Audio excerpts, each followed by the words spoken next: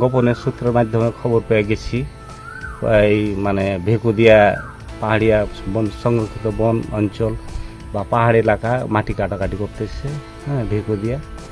আমি নিষেধ যাওয়ার পরই এই চেয়ারম্যান সাহেব আছে, চেয়ারম্যান এসে আমাকে তো মাথা মোটা এটা সেটা করে গালি দেয়, বিট অফিসারে গালি দেয়, রেঞ্জ অফিসারে গালি দেয় এবং রাস্তা দিয়ে আমাদেরকে চলতে দেবে না, হ্যাঁ সাইকেল ফেলে দিবে চালিয়ে, নদীর ওপর দিয়ে পানির ওপর দিয়ে হেঁটে যাও, এই ধরনের কথা কয়। নেঙ্গুড়া ইউনিয়নের চেয়ারম্যান মোহাম্মদ সাইদুল ইসলাম তাই বলতেছে, আমি অতটা জানি না।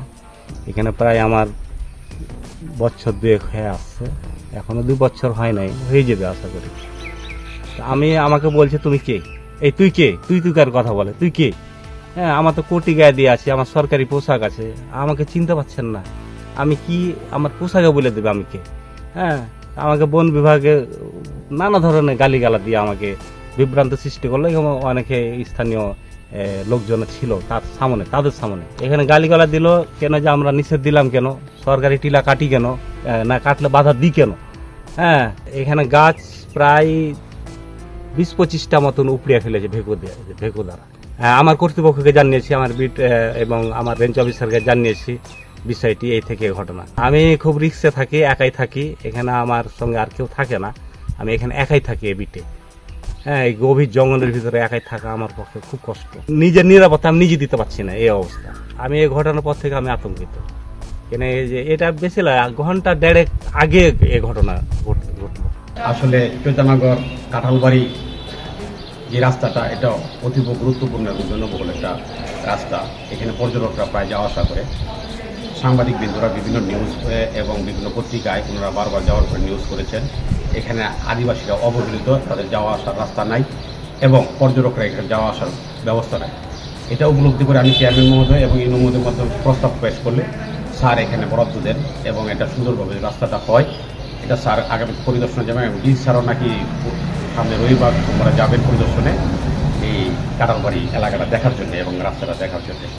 আসলে রাস্তা করতে গিয়ে এই রাস্তাটার পূর্বেই 16-17 ফিট ছিল পাহাড়ি এলাকায়, এখানে আমি 12 ফিট উচ্চতাটা শুধু বৃদ্ধি করে দিয়েছি, যেখানে পানি বেজে যেত এবং কাদা হইতো। লিলি হালাল বিউটি সোপ, বিএসটিআই কর্তৃক সনদপ্রাপ্ত দেশের প্রথম হালাল বিউটি সোপ, দীপ্তিময় উজ্জ্বল ত্বকের জন্য।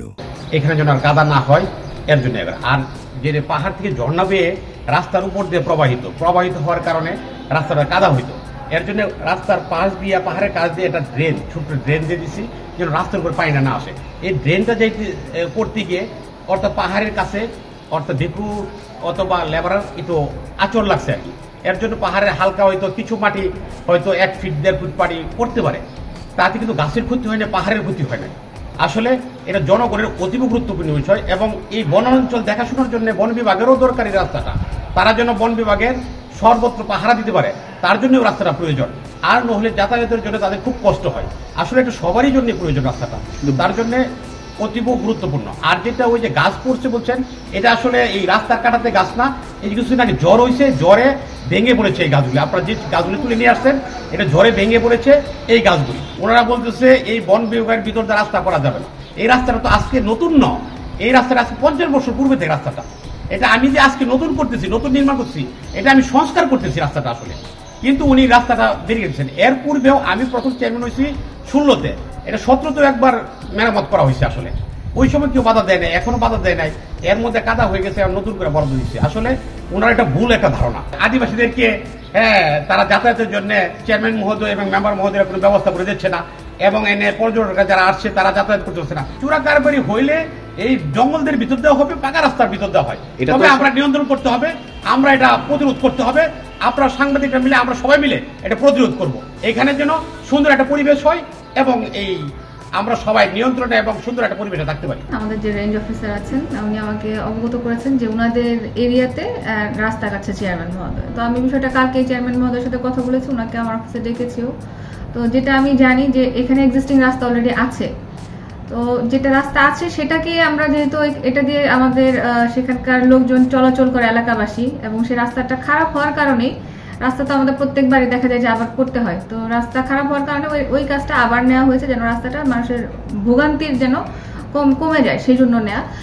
তো উনি যখন বললেন যে এটা ওনাদের রাস্তা, তখন আমি ওনাকে এটাই বলেছি যেহেতু এক্সিস্টিং রাস্তা আছে তাহলে তো আগেই সমস্যা হওয়ার কথা, যেহেতু হয়নি তাহলে নতুন করে কেন সমস্যা হচ্ছে। তো উনি বললেন যে না, তারপরেও যেহেতু আবার কাজ করছে ওনাকে অবগত করা দরকার ছিল। তো আমি এটা আমার চেয়ারম্যান মহোদয়কে জানিয়েছি যে ওনার সাথে কথা বলে আপনারা বিষয়টা সমন্বয় করে নেন। আর যে গাছ কাটা বা পাহাড় কাটার বিষয়টা, এইটা আমার জানা নেই, এটা আমি এখনই জানলাম। আর বন কর্মকর্তা আমাকে এই বিষয়ে কিছু বলেনি, উনি শুধু বলেছে যে রাস্তার কাজ আবার করছে, ওনাকে অবগত না করে। যদি গাছ কেটে থাকে তাহলে এটা ঠিক হয়নি। তবে চেয়ারম্যান মহোদয়ের সাথে আমি কথা বলেছি গাছের এখন যেটা বললেন, তো উনি যেটা বললেন যেটা ঝড়ে কিছুদিন আগে খুব ঝড় হয়েছে, সেই ঝড়ে তো বিষয়টা আমরা দেখবো। এবং আমি অলরেডি প্রকল্প বাস্তবায়ন কর্মকর্তাকে বলেছি যে কাজটা আপাতত বন্ধ রাখতে, আগে যাবে বিষয়টা কি দেখে তারপর আমরা কাজটা কন্টিনিউ করবো।